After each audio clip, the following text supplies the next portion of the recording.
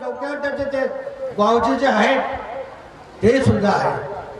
कशी जायला शक्ती, कशी जायला शक्ती आहे. म्हणून बाबांनी नियम दिले, स्त्रियांनी मुलांना पतिदेवाला वाईट शब्दात बोलू नये. मुलं हे आपली संपत्ती आहे. तुमच्याच कोणी तुमच्याजवळ सोना नाना धन दौलत पैशाचा कोणी विचारत नाही. फक्त विचारते तुमचं मुलं काय करतात. कोणी नोकरीला असेल, कोणी धंदा करत असेल, कोणी काय व्यवहार करत असेल. परंतु ह्या धनाला, ह्या मुलं म्हणजे आपलं धन आहे, या धनाला गमावता कामा नाही, गमावता कामा नाही. ऐकून टाका तुम्ही शेवगिरी बायो, शेवगिरी भगिनीनो, ऐका. एका गावामध्ये त्यागी सेवक होता आणि त्याचा कुटुंब व्यवस्थित चालत होता, प्रपंच चांगला चालत होता. गुन्ह्यात गोविंदांना नांदत होता, बाबाच्या शिकवणीप्रमाणे वागत होता. परंतु कर्मगती न्यारी काय करी बुद्धी विचारी, कर्मगती न्यारी काय करी बुद्धी विचारी. गावामध्ये उन्हाळ्याचा दिवस होता, उन्हाळ्याचा दिवस होता आणि आईस्क्रीम वाला विकायला आला. ह्या 15 वर्षाच्या का 20 वर्षाच्या अगोदर आईस्क्रीम वाला म्हणतो बर्फ बनत, बर्फ न तो बर्फ एका डब्यामध्ये आणे न त्या गावातल्या चौकामध्ये पोंग पोंग वाजवणं का लोक पोरं जमा होत. पहा,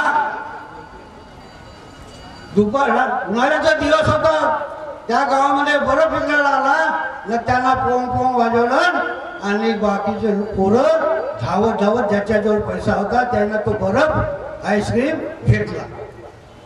त्याच्यामध्ये शेवकाचा मुलगा होता, त्याच्यामध्ये शेवकाचा मुलगा होता आणि शेवकाच्या मुलाजवळ पैसे नव्हते. आईस्क्रीमवाला काय फुकट देईल का? फुकट देईल आईस्क्रीमवाला? त्यांना तरी कुठून घेऊन आणते. तो आला घरी रडत रडत. त्याची आई पाणी भरत होती, त्याची आई पाणी भरत होती. त्या काळामध्ये विहिरी होत्या, काय अशा बोरी किंवा काही नळ गेलं काही नव्हतं. न त्या विहिरी आताही पहा तुम्ही आपल्या गावामध्ये चौकामध्ये विहीर आहेत, सार्वजनिक विहिरी चौकामध्ये आहेत. आणि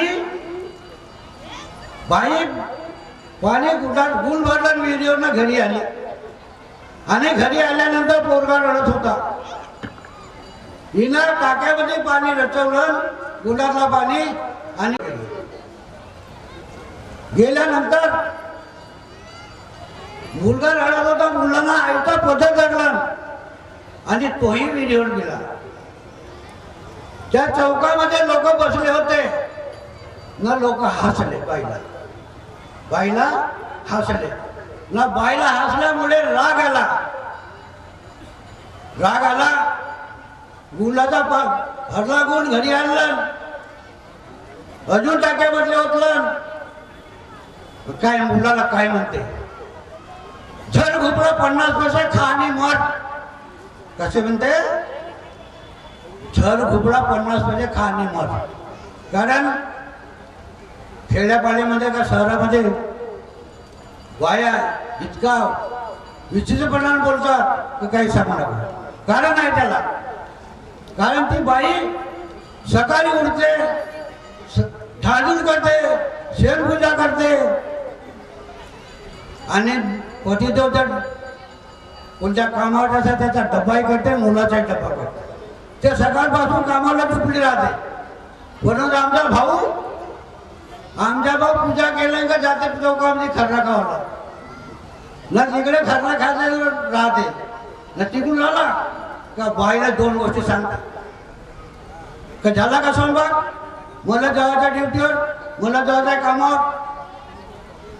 त्या बाईला काय वाटत नाही, हा रिकाम ठेवल्या माणूस खरा खावा जाते ना बाहेर जाऊन. 2 गोटी सुनावतो नाही. तसाच त्या मुलाला आईस्क्रीम घेतला. आईस्क्रीम घेतल्यानंतर मुलगा घरी आला ना, घराची पायरी असते त्या पायरीवर खात खात खाल्लं आणि तो बेहोश पडला. का पडला? बेहोश पडला. तिकडून आली बाई, गुण घेऊन आली पाण्याचा. आता घंगर आहेत नाही तर पालटे. पहिले गुंड होतं माट्या गुंड, गुंडावर डोक्यावर गुण मांडावं लागलं. विमाट्या नव्हत्या बघायला. आता हा माझ्या दुखते, तो माझ्या दुखते, तो माझ्या दुखते. काय कामच नाही हो ना. आयता फ्रीज, आयता काय मशीन आली. पहिले वाटला वाटत असा घटवलं घटवलं घट. आता कुठे गरम गरम. तर आता काही कामच नाही. काम नाही नको म्हणून ते बाईला गुण आणलं, भरलं, गुण ठेवलं. तो मुलगा पायरीवर बसला झोपला होता. त्यावेळेस त्याची आई का त्याची बाई शेवकीन बाई, खाल्लास नाही झोपलास ना. ते खाल्लास आणि एकटीच झोपलास, उठ मध्ये येते. पण मुलगा चित नाही ना मीठ नाही करे. बाईला गुण ठेवून दिलं ना, मुलाला हालावं लागलं. तर मुलगा काही चेतना नाही. शब्द कसा होता? हे घुबडा 50 पैसे खा आणि मठ. भगवंताने शब्द ऐकून टाकला. भगवंताने शब्द ऐकून टाकला आणि तेच घटना कुटुंबात घडली. बाई आली उठवते तर काय उठे नाही पोरगा. आईची माया फार मऊ असते, मायाळ असते. काही पोराला झाला तर पहिले बाईच्या डोळ्यातून अश्रू पडतो. त्या मुलाला उचलून रडू लागली. का झाला का नाही म्हणून. आजूबाजूच्या गावातले लोक जमले तिच्या घरासमोर जमले आणि पाहू लागले. बाबा आताच तो मुलगा खेळत होता, नाताच का झाल्याच्या कुटुंबात. बाई रडत होती.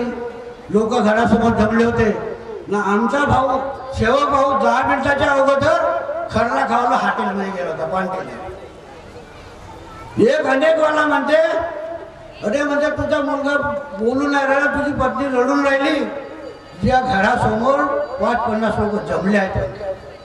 पण या भाऊला खरा वाटला नाही, कारण हा भाऊ 10 मिनिटाच्या अगोदर पाठेल्यावर गेला होता. नाही का म्हणते जा म्हणते. तो म्हणते का मला काय एप्रिल फुल बनवतेस का म्हणते. तू का म्हणते तू मला म्हणते एप्रिल फुल बनवतेस. मी आता 10 मिनिटाच्या आला खरंच होत होता म्हणून त्यानंतर म्हणजे त्यांना नाही जाऊन बाबा खरोखर आला घरी आला. बाई रडत होते, लोक 5-50 जमले होते. शेवकीन बाईला काय म्हणते भाऊ, म्हणते काही बोललीस का असा झाला. बाईची सवय असते, लक्षात ठेवा. पहिले खोटा बोलून घेते न मग खरी बोलते. हे बघ काय का म्हणते, मी कायला माया बोलून म्हणते, काहीच नाही बोललो माया म्हणते. काहीच बोललो नाही माय म्हणते. मी कायला बोललो.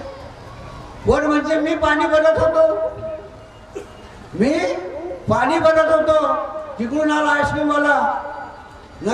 याच्याजवळ पैसे हरवले तर झाला. माझा पदर धरून विहिरीवर आला म्हणजे ना. त्याची लोक बसले होते. बसले होते लोक.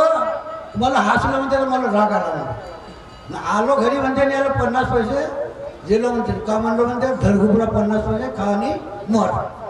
वा शेवकीन बाई म्हणते, तू त्यागी आहेस. सगळं लोकांना ज्ञान सांगतेस. लोकांना ज्ञान सांगतेस ना. तू तशी केलीस. पहा शब्द भगवंतानं ऐकून टाकलं. भाऊला विचारायला, भाऊनं आपल्या मुलाला भगवंताच्या प्रतिमेजवळ ठेवून दिलं. कारण आपला भगवंत दयाळू आहे. इलेक्ट्रिकसारखा करंट लावते आणि दया. भगवंतासमोर झोपवून दिलं तर दोघा पती पत्नीनं माफी मागितली.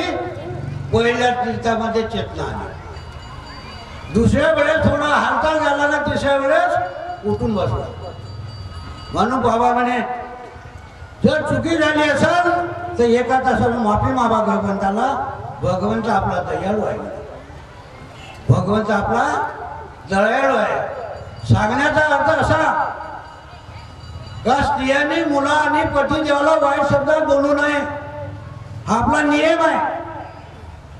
त्या बाईने लाथा मारलं नवऱ्याला, तिला पावशी झाली. हिना पोराला बोललं बेहोश पडला.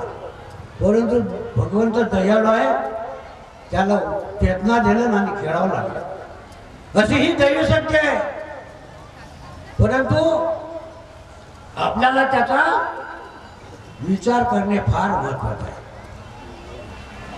आपण मार्गात आलो. मार्गात आल्यानंतर आपल्या बाबाने सांगितले आपण बाबाच्या आदेशाचे वेळोवेळी पालन करू. सायंकाळच्या प्रार्थनेमध्ये म्हणतो बाबाच्या आदेशाचे वेळोवेळी पालन करीन. होते का नाही होते हे तुम्हाला माहिती.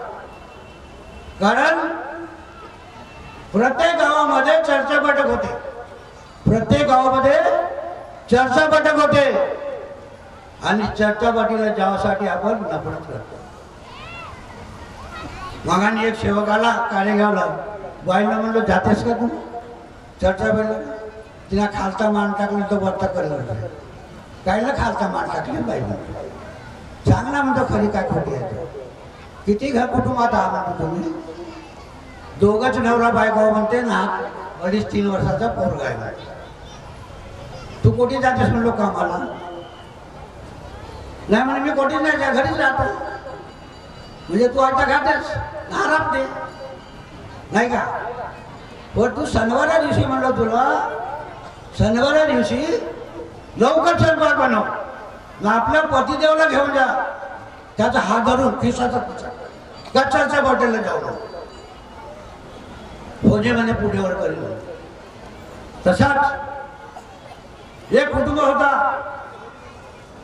गुरुजी. आता माझ्या अगोदर गुरुजीच बोलले. हे मोठे हुशार राहतात गुरुजी लोक.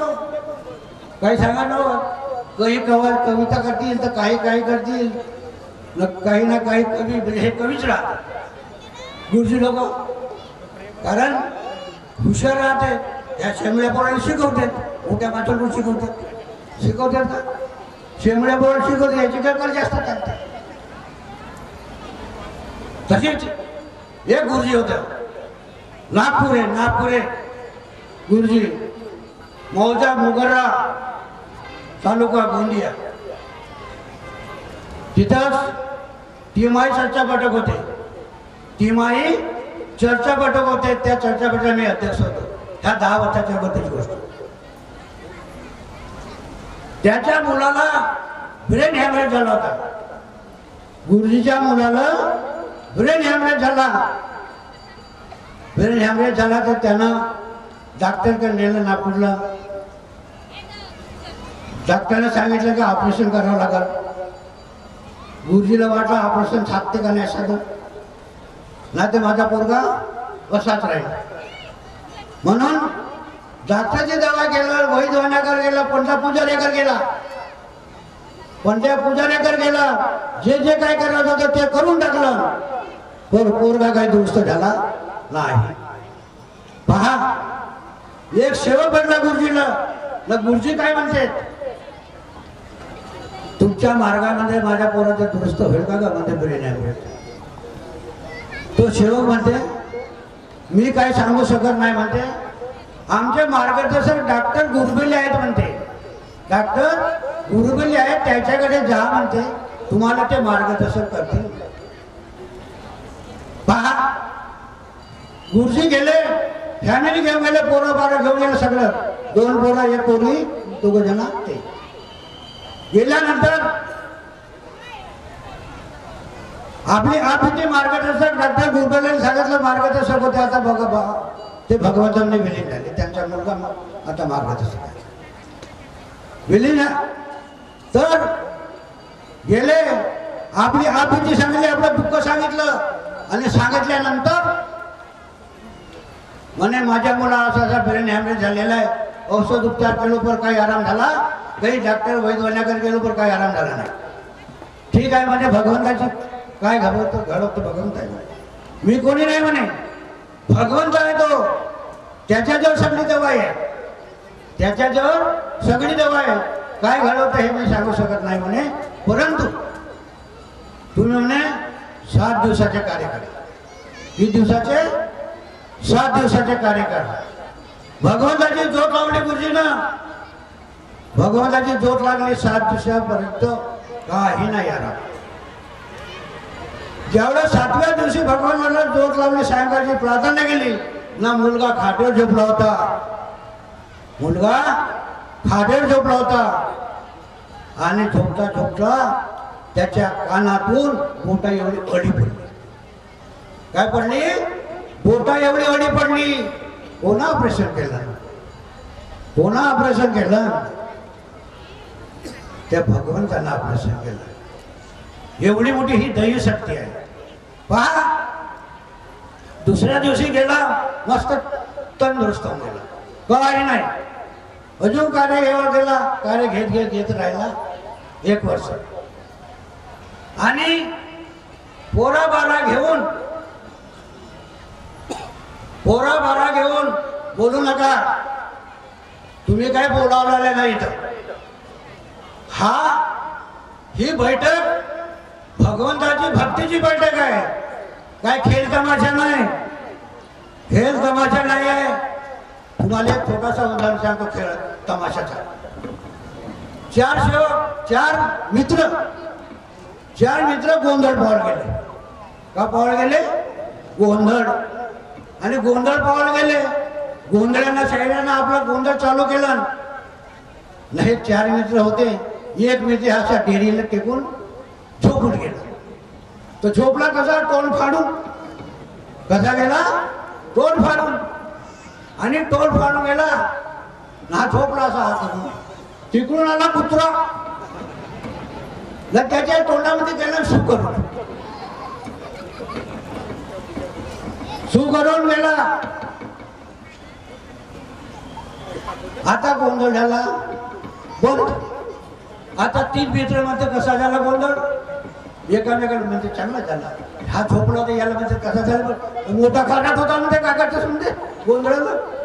कारण तिकडून आला न त्याला सू करून, त्याला कसं झालं कारण. म्हणून ही बैठक आहे, भगवंताची बैठक आहे. या बैठकांनी एक चित्त, एक रस, एक भगवान पाहावं लागतं, तर सगळं काही मिळते. नाही तर मिळत नाही. गेलाच कोटी ना आलाच कोटी, गेलाच कोटी आलाच कोटी, असं होत नाही. श्रद्धा भगवान आहे. देव देती भाव, देव देती भाव, भाव देती देव.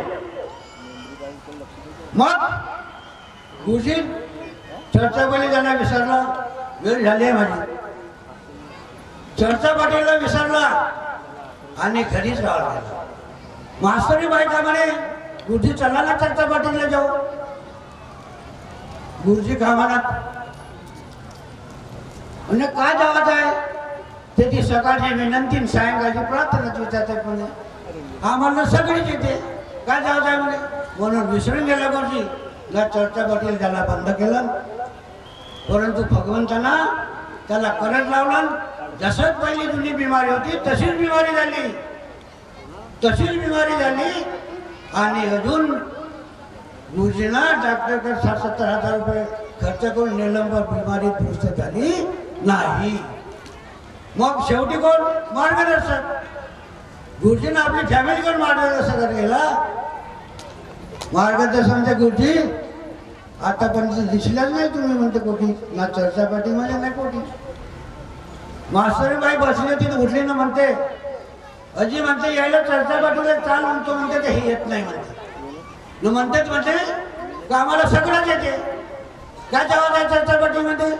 ते आमच्यापेक्षा काय जास्त शिकलाय? कारण हे शिकलेलं राहतात, आमचे लोक एवढा नाही आहेत नाही का. मग गुरुजी बस बाई म्हणते तो मार्गदर्शक खरा हेच चूक आहे, हेच चूक आहे. ज्या म्हणे 3 दिवसाचे कार्य दिलं, माफी मागितलं, मुलगा दुरुस्त झाला. त्यावेळेस तो मुलगा त्या गावचा सरपंच होता. त्याला बोलावं लावला तर बोलू शकत नव्हता, बोलण्याचा नसू. अशी ही दैवशक्ती आहे. या दैवशक्तीसाठी बाबाने दिलेल्या तत्वसंधन्याचा पालन करणे आहे ना आपलं जीवन सुख म्हणे. सगळं तुमच्या जवळ आहे. तुझं आहे तुझ्या पाशी त्याची सुख सगळं तुमच्या जवळ आहे. म्हणून बाबाने दिलेल्या तत्वसंधन्याचा पालन करा. मी पालन करण्याचा प्रयत्न करीन. एवढेच बोलून मी आपल्या शब्दाला विराम देतो. सर्वांना माझा नमस्कार.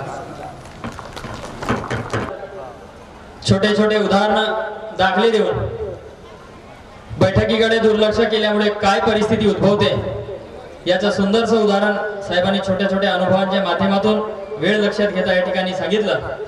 त्याचा फायदा निश्चितच या सेवक समाजाला होईल यात वावगं नाही. साहेबांनी सांगितलं स्त्रियांच्या जातीला जगात परमेश्वर नाही. परमेश्वर आहे कुठं? स्त्रियांच्या जातीचा परमेश्वर म्हणजे पती परमेश्वर. तर पती परमेश्वराशी कशा प्रकारे त्या पत्नीचा व्यवहार असायला पाहिजे याविषयी सुंदरशं मनोगत या ठिकाणी सांगितलं. पतिदेवाशी भांडण करणं भगवंताशी केलं. आपण पतिदेवाशी भांडत असता तो कोणाशी भांडत आहोत याचा विचार आपल्याला आजच्या कार्यक्रमाप्रसंगी करायचा आहे की पतिदेवाशी भांडण करणं भगवंताशी केलं आणि पती पत्नीचं प्रेम नाही तिथं जीवन व्यर्थ केलं. अशा प्रकारे आपलं हे अमूल्य जीवन व्यर्थ जाऊ देऊ नका असं सुंदरशं मार्गदर्शन या ठिकाणी साहेबांनी सांगितलं. साहेबांनी दुसरा एक विषय या ठिकाणी घेतला. लाख चतुराई करे. मानव हा चतुर प्राणी आहे. सत्य आहे. त्याला बोलता येते चालता येते विचार करण्याची क्षमता आहे. त्या निमित्तानं बाबांनी सुद्धा 30/9/1990 ला एक संदेश दिला. गट नंबर 1 आणि भवनामध्ये ते संदेश मानव लाख चतुराई करेगा पर मानव को सत्य के लिए जागना होगा. वैचारिक क्रांति का मार्ग है. अविचारी लाख उड़ा रहे हैं इसलिए दैवी शक्ति का उगम हुआ है. इस मार्ग में सेवकों की गलती से छुड़ाता है दैवी शक्ति है. वहाँ दया है, क्षमा, शांती है. कर्म का फल उसी को प्राप्त होता है. अशा प्रकारे बाबांनी सुद्धा त्या काळामध्ये सांगितलं होतं की मानव सुद्धा लाख चतुराई करणारा प्राणी आहे. हे असं सुंदरशा अनुभव आणि विचार साहेबांनी या ठिकाणी व्यक्त केले. त्याबद्दल साहेबांचे या ठिकाणी पुनश्च धन्यवाद देतोय. मंडळाला काही देणगी आली ती पुढील प्रमाणे छगनजी बनकर 100 रुपये ताराचंदजी. आपण पुढील आणि महत्वाच्या मार्गदर्शनाकडे वळत आहोत. आजच्या ह्या ठिकाणी प्रमुख 2 मार्गदर्शन यानंतर होणार आहेत. आजच्या कार्यक्रमाप्रसंगी आजच्या कार्यक्रमाचं ज्यांच्या हस्ते विधिवत उद्घाटन झालं अशा आजच्या कार्यक्रमाचे उद्घाटक आणि परमपूज्य परमात्मा एक सेवक मंडळाचे सचिव आदरणीय राऊत साहेब त्यांच्याविषयी मला थोडं या ठिकाणी बोलावंसं वाटते की चढत होती धुंदी इतर देवी देवतांच्या भजनात आईला भूतबाधेची.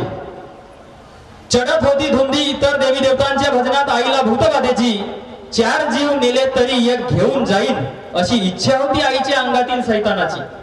अनेक केले जाणते मानते पण वाट भेटली नाही समाधानाची. मिळाली शिकवण मानव धर्माची. मिळाली शिकवण मानव धर्माची आणि केली सुरुवात कार्याची. उठून बसली आई आणि करू लागले कामे घरची. बाबा जुमदेवजींचा सहवास लाभला. बाबा जुमदेवजींचा सहवास लाभला आणि गोडी लागली निष्काम कार्याची. आपण सर्वांच्या सहकार्याने मिळाली जबाबदारी मंडळात सचिव पदाची. आजच्या कार्यक्रमाप्रसंगी उद्घाटन केले आपण. आज कार्यक्रमाप्रसंगी उद्घाटन केले आपण. आता आतुरता आम्हाला आपल्या विचाराची. आता आतुरता आपल्या उद्घाटकीय विचाराची. आजच्या कार्यक्रमाचे उद्घाटक परमपूज्य परमात्मा एक सेवक मंडळाचे सचिव आदरणीय श्री राऊत साहेबांना विनंती करतो की आपण उद्घाटकीय मार्गदर्शनाला सुरुवात करावी. प्रणाम करूया. भगवान बाबा हनुमान जी को प्रणाम. महान त्यागी बाबा जुमदेव जी को प्रणाम. परमात्मा एक. परमपूज्य परमात्मा एक सेवक मंडळ वर्धमान नगर नागपूर च्या वतीने आज मौजा धारगाव तालुका भंडारा बाबांना माझा प्रणाम. आपल्या सर्वांच्या आई उपस्थित आहेत. आईला माझा प्रणाम. आजच्या चर्चा बैठकीचे अध्यक्ष परमपूज्य परमात्मा एक सेवक मंडळाचे अध्यक्ष आदरणीय रवींद्रजी गायधाने साहेब यांना माझा नमस्कार. त्याचप्रमाणे मंचकावर उपस्थित मंडळाचे उपाध्यक्ष व आजच्या कार्यक्रमाला महात्यागी बाबा जुमदेवजी यांचे स्वागत ज्यांच्या हस्ते झाले असे आदरणीय देवरामजी तुमसरे साहेब यांना माझा नमस्कार. त्याचप्रमाणे आजच्या या कार्यक्रमाला आवर्जून उपस्थित मंडळाचे संचालक आदरणीय गुलाबरावजी साठवणे, त्याचप्रमाणे मंडळाचे सल्लागार समिती सदस्य आदरणीय फकीरचंदजी वैद्य साहेब, माजी सचिव नरेंद्रजी मेहर साहेब, त्याचप्रमाणे उपस्थित सर्व माजी पदाधिकारी, मंचकावर उपस्थित सर्व मार्गदर्शक मंडळी, कार्यकर्ता, उपस्थित सर्व सेवक बांधव, आई बहिणी, लहान थोर मंडळी, सर्वांना माझा नमस्कार. या ठिकाणी बरेच सुंदर सुंदर अनुभव झाले आणि आपण सर्व ज्ञानी आहोत. आपण सर्वांना सर्व काही माहित आहे. आपण या मार्गाशी ज्यावेळी जुळलो, सुखासुखी कोणीही या मार्गाशी जुळला नाही. आपल्याला या ठिकाणी बऱ्याच गोष्टीचा बोध आणि सुंदर अनुभव झाले. मला असं वाटते कधी कधी की मला काहीच समजत नाही. या भंडारा एरियामध्ये बऱ्याच गावामध्ये या मार्गाची जेव्हा सुरुवात झाली, बाबांनी कोणत्याही एका परिवाराला, एका सेवकाला कार्य दिले नाही. या मार्गाची सुरुवात एकतेनं होते. बाबांनी सुद्धा आपले कार्य करत असताना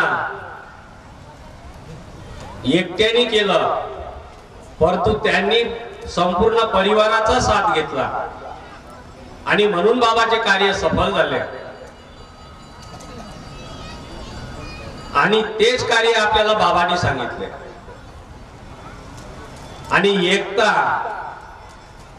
ही या मार्गाची शान आहे. परंतु आमच्या इथं एकतेला सुरुंग लावण्याचं काम सुरू आहे. ज्या ठिकाणी एकापेक्षा जास्त मार्गदर्शक आहेत, त्या त्या गावामध्ये एक सोडून दोन दोन प्रार्थना स्थळ आहे. याचं कारण काय असलं पाहिजे हे तुम्ही शोधा. आणि जे कोणी या कारणाला कारणीभूत आहे त्याच्यापासून सावध राहा. कारण हे बाबाचं कार्य नाहीये. जे लोक हे कार्य करून राहिले ते आपल्या स्वार्थासाठी करतात. अशा माणसापासून आपण सावध राहायला पाहिजे. मार्गदर्शकांनी सावध व्हायला पाहिजे. चाहे तो आपला सेवक जरी असला तरी आपण त्यांनी दिलेली रक्कम किंवा त्यांना दिलेला आपल्याला फायदा करून दिला असेल, त्याचा फायदा आपण घ्यायचा किंवा नाही हे मार्गदर्शकांनी ठरवायचं. ज्यावेळेस आपल्याला काहीच मिळालं नव्हतं तेव्हा आपल्याला दैवी शक्तीने मदत केली आणि त्या मदतीच्या जोरावर आपण मार्गदर्शक बनलो. आणि आपण काहीच न करता आपल्या शब्दावर सेवकाचं दुःख दूर होते. हे काही आपलं काम नाहीये. हे महान त्यागी बाबा जुमदेवजीची कृपा आहे. मी या मार्गाशी जुळलो नाही. माझे वडील, माझं वय 10 वर्षाचं असताना माझे वडील 1976 मध्ये या मार्गाशी जुळले.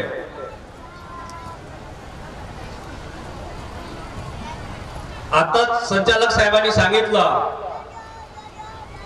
यापूर्वी मी आपला अनुभव सांगितला आहे.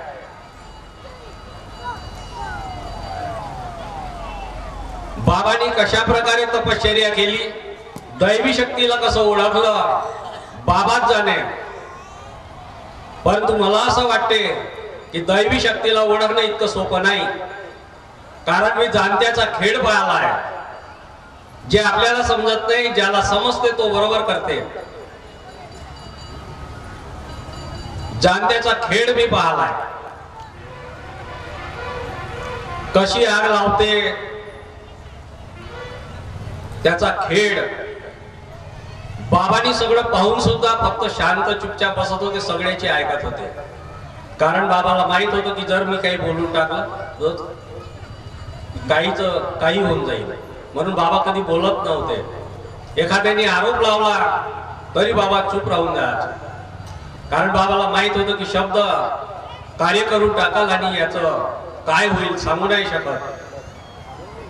बाबांनी दैवी शक्तीला ओळखलं, म्हणून दैवी शक्तीशी मान ठेवला आणि त्याचा परिचय प्रत्येकाला करून दिला.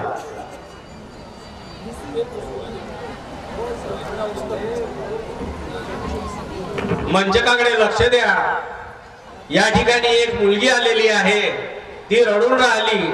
ज्याची कोणाची असेल त्यांनी तिला घेऊन जावं.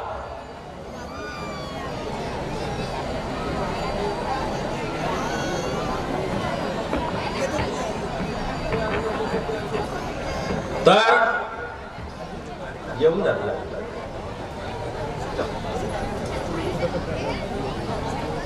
मी बाबाची संगत केली त्यावेळी फक्त एका गावात एक सेवक या 2 सेवक. बाबांनी जर कधी कुणाला दौरा दिला तर दौरा असा होत होता की जर या गावी दौरा दिला आहे तर नुसता एक दौरा करून कधी वापस नाही आलो. एका वेळेस कमीत कमी 4 ते 5 गाव, आणि तेही गाव असे की जर या धारगावला आपण कार्यक्रम दिलाय त्याच्या मधात जर दुसरा गाव असेल तर चालती भेट देऊन त्याच्यानंतर एका गावात कार्यक्रम, ही क्रिया बाबाची होती. आज आम्ही रोज जातो आणि रोज येतो. कंटिन्यू 8 दिवस फिरत होतो आम्ही. एवढी तयारी नव्हती, पण दैवी घडामोडी होती. ज्यावेळी बाबा सोबत फिरत होतो त्यावेळी असा अनुभव येत होता की आपण सतयुगात फिरत आहोत. बाबा सोबत फिरत असताना काही खूप तरण पुरण खायला मिळत नव्हतं, पण जे काही खात होतो त्याच्यामध्ये जे आनंद होता तो आनंद आज नाहीये.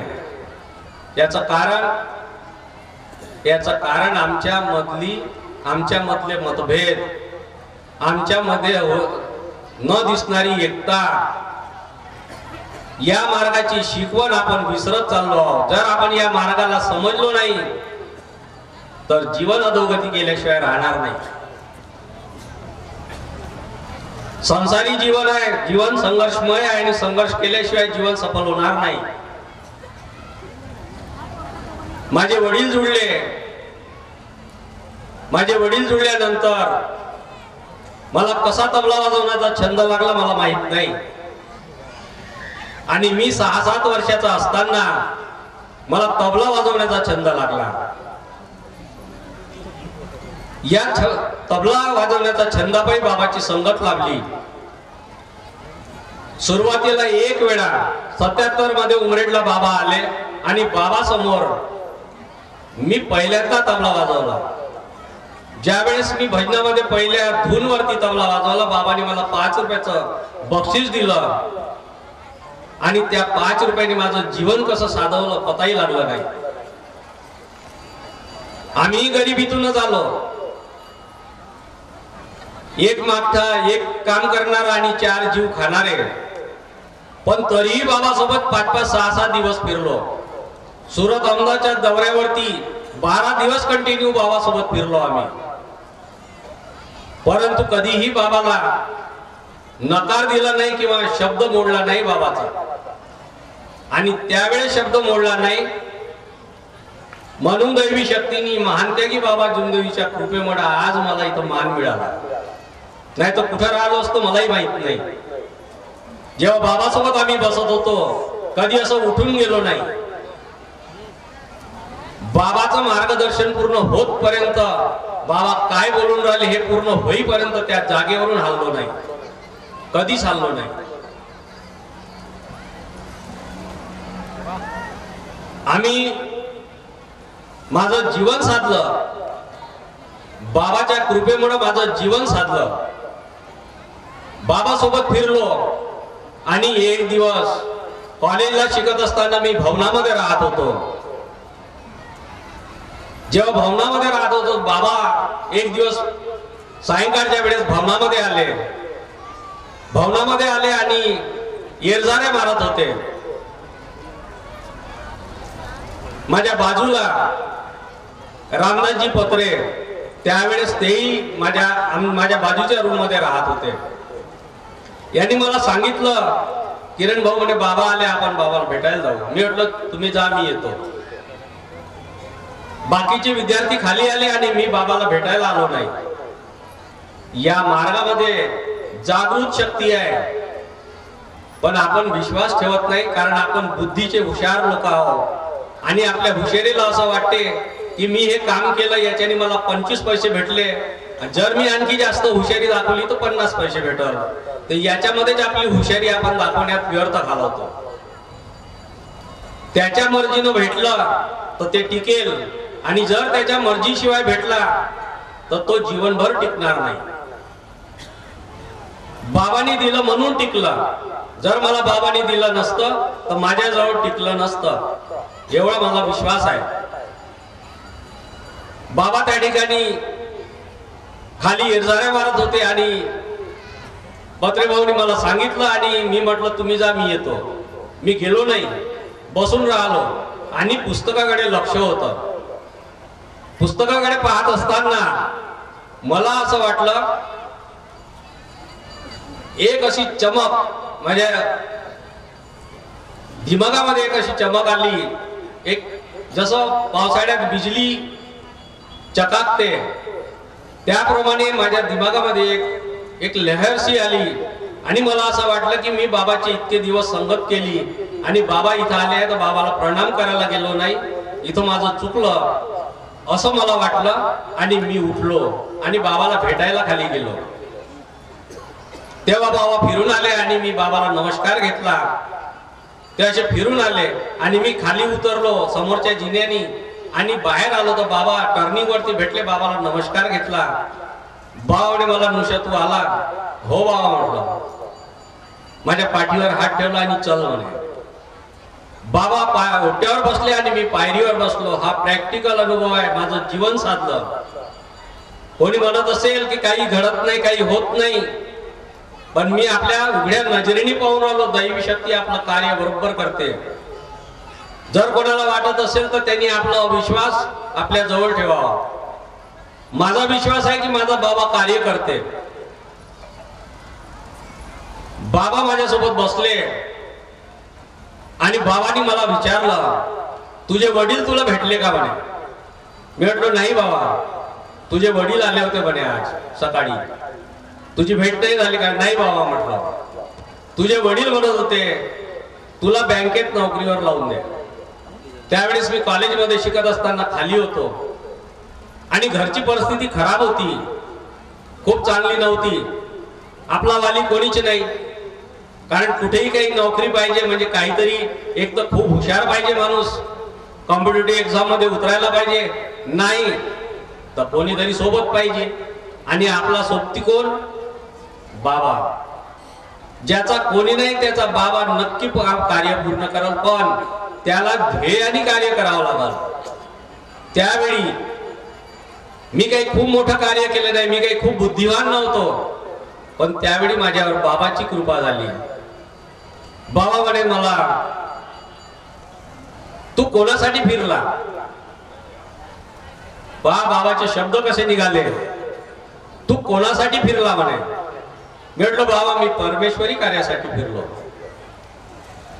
ज्या भगवत कार्यासाठी तू फिरला, तुझा भगवत कार्यामध्ये दिलेला वेळ भगवंत आपल्या अंगावर उधार ठेवणार नाही म्हणे. काय म्हटलं बाबांनी? तुझा भगवत कार्यामध्ये दिलेला वेळ भगवंत आपल्या अंगावर उधार ठेवणार नाही, तू त्याची काही चिंता करू नको. तुला कोणी तबला शिकवला म्हणे. त्या दिवशी बाबाने मला सांगितलं, विचारलं तुला तबला कोणी शिकवला. मी म्हटलं मला कोणीच शिकवलं नाही. घरी ठेवून राहत होता, आपणच वाजवायचं काहीतरी. तबला वाजवणारे खूप आहे, खूप संगीतकार आहे, खूप आहेत. पण या मार्गामध्ये बाबांनी मला जागवलं. बाबाने तबला तुला कोणी शिकवला? मी म्हटलं कोणीच नाही. अरे तुला नाही समजत म्हणे, मी सांगतो म्हणे तुला. ज्याने तुला तबला शिकवला तोच तुला नोकरी लावून देईल. तू नाही ओळखत म्हणे, पण मी तुला ओळखतो म्हणे. आणि तू जर सगळं साधल्यावर जर इथून सोडून गेलास तर तुला बाबा सोडणार नाही. तुला वाटत असेल की मी बाबाची संगत केली, मी बाबाचं काम केलं, बाबानं माझ्या वडिलाचा अपमान केला, माझ्या वडिलांनी म्हटलं की याला नोकरीवर लावून दे आणि नाही लावून दिलं. तू हे सोचू नको म्हणे, तू हे मनातही आणू नको म्हणे गोष्ट. ज्या परमेश्वरी कार्याला तू वेळ दिला, तुझा दिलेला वेळ भगवंत आपल्या अंगावर उधार ठेवणार नाही. तुला सगळं काही भेटल, पण सर्व भेटल्यावर जर तू बैमानी केलास बाबासोबत तर तुला बाबा सोडणार नाही.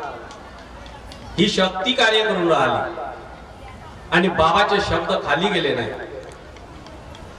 बाबाने तुला तबला कोणी शिकवला? ज्या शक्तीने तुला तबला शिकवला तू त्याला नाही ओळखत म्हणे. बाबांनी सांगितलेला मला वाटते 4था किंवा 5वा अनुभव तुम्ही ऐका. जो अनुभव गंगारामजी रंभाड यांना सांगितलेला अनुभव तुम्ही ऐका.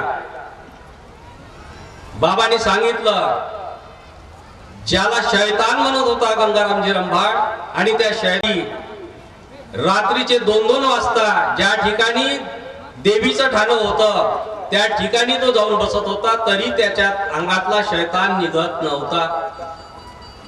त्यांनी बाबाला सांगितलं. बाबाच्या हातावरचा पहिला सेवक त्या गंगारामजी रंभाडच्या अंगातला शैतान जात नव्हता. आणि बाबांनी त्याला सांगितलं भगवान आहे, पण मानशील तेव्हा. आता भगवान काही अशी वस्तू तर नाही की हातात आणून तुला दाखवून देईल. तेव्हा त्या बाबांनी त्याला सांगितलं की वरती स्लॅबवरती जाऊन बसले आणि प्रयोग केला. कापराची ज्योत लावली आणि त्याला कापराच्या ज्योत समोर त्याला उभं केलं. मन म्हणे तू भगवान बाबा हनुमान. आणि इतकं म्हणता बरोबर तो ढसाढसा रडायला लागला. त्याच्या अंगातला शैतान रडायला लागला. बाबा म्हणे तो शैतान नव्हता, भगवान होता. त्याला तो तुला भेटायला येत होता, तू त्याला घाबरत होतास. तू घाबरला म्हणून तो शैतान म्हणत होता त्याला. ही शक्ती आहे आपली या मार्गामध्ये. तो शैतान नव्हता, भगवान होता. बाबाने मला सांगितलं ज्याने तुला हे सगळं शिकवलं तोच तुला पुढे नेईल म्हणे. आणि तुला याच कार्यासाठी जन्माला घातलाय म्हणे. जर तू सोडून गेलास तर तुला बाबा सोडणार नाही. 89 मधली गोष्ट. मला आणि तुम्हाला काय घेणं देणं? मी आज इथं आलो असतो हे कोणाला माहित? मलाही काही समजलं नव्हतं की मी जर हे कार्य करेन तर मला पुढं काय कुठं नेईल बाबा. हे ना मला माहित होतं आणि ना तुम्हाला कोणाला मी दिसलो असतो आज इथं. ही दैवी घडामोडी आहे, पण आपण समजू शकत नाही. बाबाने म्हटलं आणि मला 3 ते 4 महिन्यानंतर समाज कल्याण विभागाकडून कॉल आला आणि माझी इंटरव्ह्यू नागपूर इम्प्रुव्हमेंट ट्रस्टला झाली. आणि त्याच वर्षी बाबासोबत ज्या दिवशी गोष्टी केल्या त्याच्या 3-4 महिन्यानंतर ऑक्टोबर महिन्यामध्ये मला इम्प्रुव्हमेंट ट्रस्टला नोकरी लागली. नोकरी खूप चांगली होती. माझं जीवन साधलं आणि जसं बाबांनी म्हटलं होतं तसंच झालं. मी सोडलं सगळं इकडचं. मी म्हटलं आता आहे हे काकाजी सोबत वगैरे मी पहिले फिरत होतो, आपल्याला काय घेणं देणं आहे म्हणून मी आपला मस्त चांगली दुनिया होती, पैसा आला, 4 पैसे आले, चांगली नोकरी होती, घर बांधलं, गाडी घेतली, सगळं सुख होतं मला. परंतु मला बाबाला सोडायचं नव्हतं, त्या भगवंताला घडवायचं होतं. 89 मध्ये नोकरीला लागलो आणि 2008 मध्ये 20 वर्ष मी बाहेर राहिलो. आणि 2008 मध्ये बाबांनी एक दिवस कसा चमत्कार केला. रात्री झोपेमध्ये एक स्वप्न दिसलं. त्या स्वप्नामध्ये पाहिलं जो शैतान ज्याला आपण घाबरत होतो, जो भूत म्हणत होतो ज्याला, तो भूत माझ्या घरी मला दिसला. आणि मी खूप जोरानं घाबरून उठलो. माझ्या घरची माझी मुलगी म्हणते, बाबा पप्पा तुम्ही इतकं घाबरले का हो? मी म्हटलो मग उठून बसलो तेव्हा पाहिलं तर अंधार आणि अंधारात फक्त मी आपल्याच घरी यावं. मी म्हटलो बाबा मला हात दिसला का हो? याचा विचार करत होतो. माझ्या मुलीला म्हटलं बेटा तू झोप. मी पाणी पिल्ला आणि जेव्हा वेळ पाहिली तेव्हा 3 वाजताच्या दरम्यानची गोष्ट होती. मी विचार केला की जो भूत मी लहानपणी पाहिला होता तो भूत मला या वेळेस या ठिकाणी काऊन दिसला. कारण आपण बाबाचे सेवक आहे, आपल्याला भूत दिसायला नाही पाहिजे किंवा शैतान पुन्हा दुसऱ्यांदा यायला नाही पाहिजे. हा भूत माझ्या घरी आला कसा याचा विचार मी करत होतो. जेव्हा याचा विचार करत होतो पण मला त्याचा उत्तर सापडलं नाही. 3-4 महिन्याच्या नंतर पुन्हा एक स्वप्न दिसलं. आता क्रिया बदलली. आपण म्हणतो या आपण आपलं म्हणणं असं आहे की या मार्गामध्ये कृपा जागृत आहे आणि हे जागृत आहे म्हणून हा अनुभव आहे. कृपा जागृत आहे म्हणूनच हा अनुभव आहे. आणि पुन्हा एक स्वप्न दिसलं आणि त्या स्वप्नामध्ये असं दिसलं एक सेवक आमच्या घरी आला आणि मी हॉलमध्ये बसून आहो. जेव्हा तो सेवक आला हॉलमधून मी वाकून पाहिला, त्यांना ओळखलं म्हणून मी जाऊन गेट उघडलं आणि ते आतमध्ये आले. आतमध्ये आल्यावर त्यांनी पाय धुतले आणि आतमध्ये येऊन सोफ्यावर बसले. मी त्यांना म्हटलं काकाजी नमस्कार, तुम्ही कसं येणं केलं? किरण तुलाच भेटायला आलो म्हणे. म्हटलं काकाजी तुम्ही मला बोलावलं असतं. नाही म्हणे किरण तू काही आता येण्याला मोठा माणूस झाला म्हणून तुलाच भेटायला आलो म्हणे. नाही म्हटलं मी मोठा माणूस नाही झालो, पण म्हणे तू मीच म्हणे तुला भेटायला आलो. म्हणे किरण तू विसरला. काय म्हणतात बाबा तू विसरला म्हणे. बाबाने तुला काय सांगितलं होतं की सगळं जर भेटल्यावर तू विसरलास तर तुला बाबा सोडणार नाही. त्या दिवशी बाबाने मला जागवलं आणि मला आदेश दिला तू जर बैठकीत जाऊन बसलास नाही. वा मी कोणा मार्गदर्शकाकडे गेलो नाही मी दुःखी होतो, परंतु बाबाचा आदेश स्वप्नामध्ये झाला की तू चर्चा बैठकीत जाऊन बस. तू जर चर्चा बैठकीत जाऊन बसलास नाही तर तुला बाबा दंड देईल. ही आहे जागृत कृपा. आणि बाबाचा आदेश मी त्यांना त्यावेळेस हेही म्हटलं की जर मी चर्चा बैठकीत जाऊन बसलो तर मला बोलता येत नाही. तू त्याची चिंता करू नको म्हणे. काही ते काय करायचं ते बाबा करतील. तू फक्त चर्चा बैठकीत जाऊन बस, बाकी सगळं बाबावर सोपव. अशी ही कृपा आपल्याला महान त्यागी बाबा जुमदेवजीमुळे लाभली. जर आपण हिला समजलो नाही आणि टिकवलो नाही तर गेला जन्म वाया. एक तर कलियुग आहे. या कलियुगामध्ये आपला वाली फक्त कारण भगवंताला माहित आहे की या कलियुगामध्ये जर कोणी कार्य करू शकते फक्त महान त्यागी बाबा जुमदेवजी. त्यांच्यामुळे आपल्याला ही कृपा लाभली, त्यांच्यामुळे आपल्याला ही कृपा मिळाली. जर आपण या कृपेला टिकवलो नाही तर आपला हा कलियुगातला जन्म वाया गेल्याशिवाय राहणार नाही. म्हणून माझी सर्व सेवकांना हात जोडून एवढीच विनंती आहे की बाबांनी दिलेल्या तत्व शब्द नियमाचं पालन करा. मी सुद्धा करील. इतकंच बोलून मी माझ्या शब्दाला विराम देतो. सर्वांना माझा नमस्कार.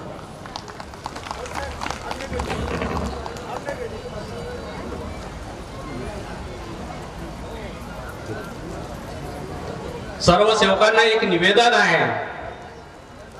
मंडळाने सॉफ्टवेअर बनवायचं काम सुरू केलं आहे आणि आपल्या इकडे जे रेकॉर्ड आहेत, रजिस्टर आहेत ते सगळे जीर्ण अवस्थेत आहेत, खराब झालेले आहेत. जर आपण सॉफ्टवेअर मध्ये त्याची एंट्री केली नाही तर त्याच्यानंतर आपल्याला तो रेकॉर्ड राहणार नाही.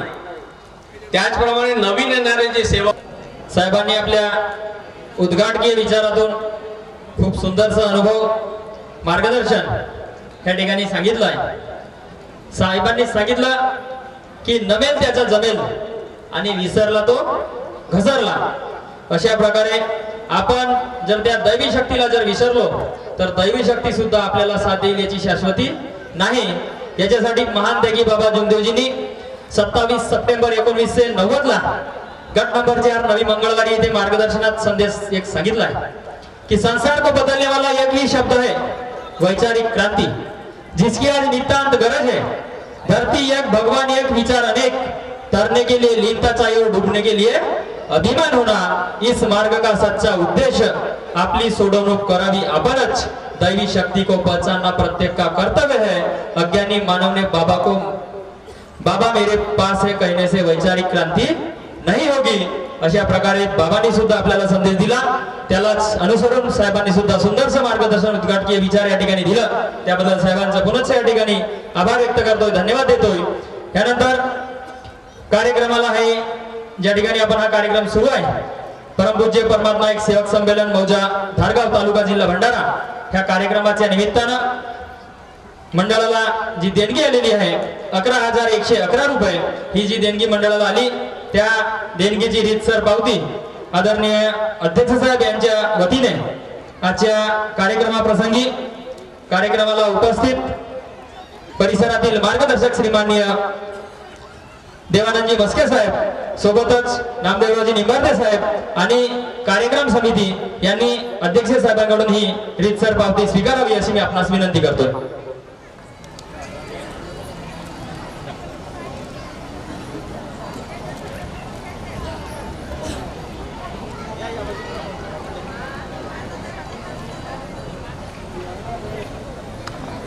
आपण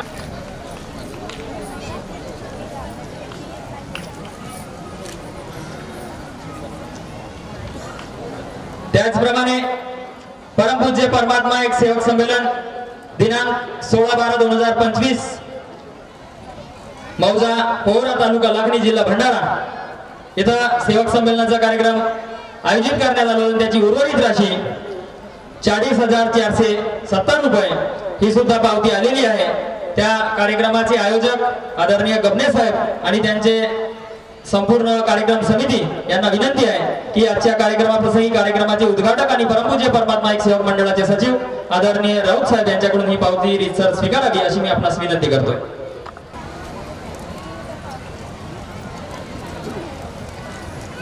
यांचं सुद्धा आपण जोरदार टाळ्या वाजवून अभिनंदन करावं.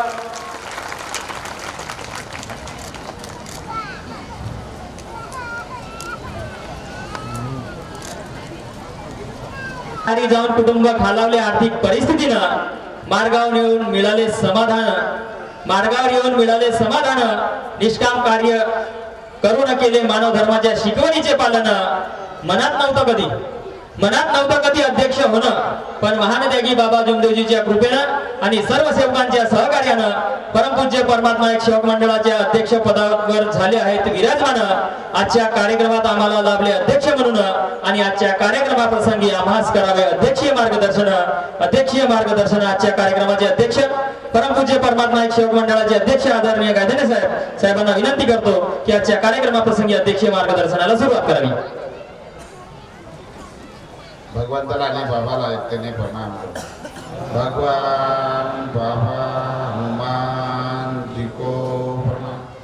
महान त्यागी बाबा जुमदेव जी को प्रणाम. परमात्मा परमपूज्य परमात्मा एक सेवक मंडळ वर्धमानगर नागपूर मंडळाच्या आदेशाप्रमाणे आजचे भव्य सेवक संमेलन धारगाव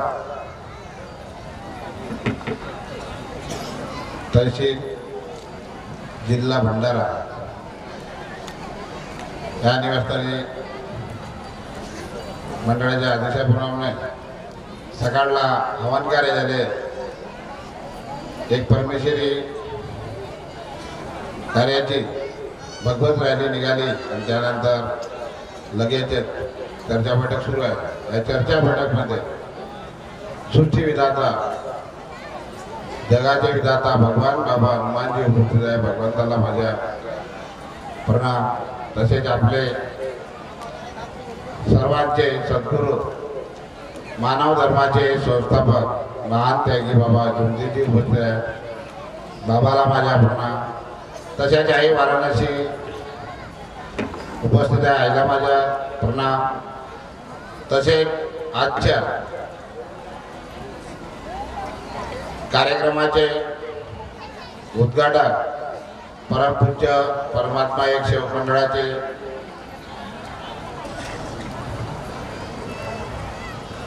सचिव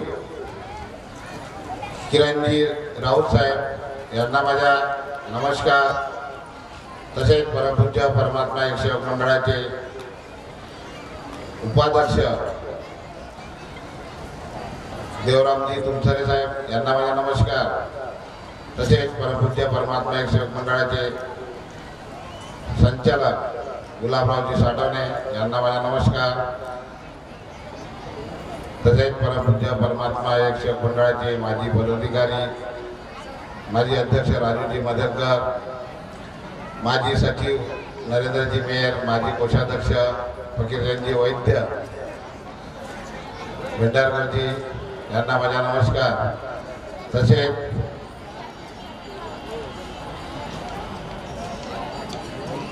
शाखेचे भंडारा शाखेचे पदाधिकारी, साकोली शाखेचे पदाधिकारी यांना माझा नमस्कार. तसेच मंचावर बसलेले सर्व मार्गदर्शक, आजच्या कार्यक्रमाचे आयोजक ज्यांनी सूत्रसंचालन सांभाळले सर्वांना माझा नमस्कार. तसेच समोर बसलेले बाबाचे सेवकताई बालगोपाळ सर्वांना माझा नमस्कार. 4:30 वाजेपर्यंत कार्यक्रम होता आणि 4:35 आपले संचालन सूत्र यांनी माझे नाव घेतलं आणि सर्वांनी आपापले अनुभव सांगितले. माझे म्हणणे एकच आहे का 4:30 वाजताचा कार्यक्रम होता, कमीत कमी 15 मिनिटं आधी अध्यक्ष साहेबाला माहीत द्यायला पाहिजे आणि वेळेचे आपण सर्वांनी मंचावर बसलेल्यांनी, संचालन सूत्र करणाऱ्यांनी याचे सुद्धा भान ठेवायला पाहिजे. आम्ही खूप बोलतो, आम्हाला माहीत भेटला असं वाटतंय जसं आधी प्रवचन होत होतं, कीर्तनकार एक वेळा उभा झाला तर त्याला वाटत होतं का माईक आखरीपर्यंत सोडायचाच नाही आणि आमचे सेवक बिचारे फक्त 5 राहते समोर आणि आम्हाला वाटते माझ्या आजोबाच्या घरी 100 गाई आणि सकाळी उठून काही नाही. आम्ही फक्त माईकवर बोलतो आणि बोलण्यापुरते चालतो. सेवकांना असं वाटतंय का खूप. माझे म्हणणं एकच आहे का आपण या मार्गामध्ये कशा करता, आमच्या पहिला दिवस काय होता आणि आमच्या येण्याचे कारण काय. जो पहिला दिवस आहे त्या पहिल्या दिवसाला विसरू नको. आज आम्ही मार्गात आल्यानंतर बाबाने आम्हाला जवळ केलं, बाबाने परमेश्वरी शक्तीला आदेश केला. आमची जी अपेक्षा होती ती आम्ही समोर मांडली आणि बाबाच्या आदेशाप्रमाणे शक्तीने आमचे कार्य केले. बाबाने सांगितलेलं आहे त्या मार्गामध्ये जो सेवक आहे आणि बाबाने ज्या भगवंताची प्राप्ती केली आणि जे परमात्मा शक्ती आहे त्या शक्तीने बाबाकडून घडवून घेतलं. बाबाच्या परिवाराचं दुःख दूर झालं. तितक्यातच बाबा थांबले नाही आणि गावोगावी जाऊन आपल्यासारख्या दुःखी